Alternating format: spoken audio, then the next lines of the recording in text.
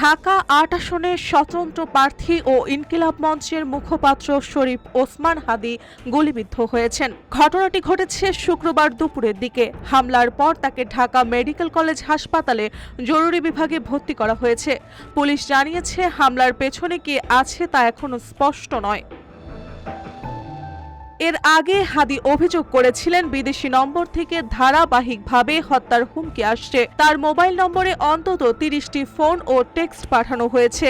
হুমকিতে বলা হয়েছে তার বাড়িতে আগুন দেওয়া হবে এবং তাকে হত্যা করা হবে। হাদী তখনও প্রতিজ্ঞা করেছিলেন, আমাকে জ্বালিয়ে দিলেও ইনসাফের লড়াই থেকে এক চুলও নড়ব না।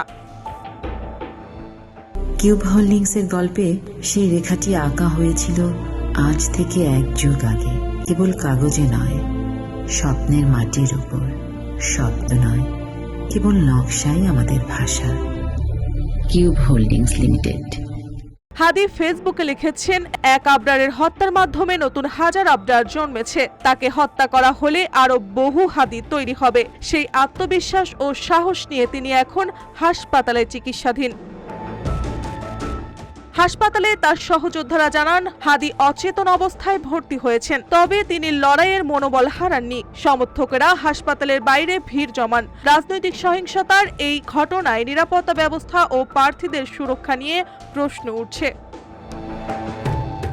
মার্জিয়া মৌ, রূপালী বাংলাদেশ।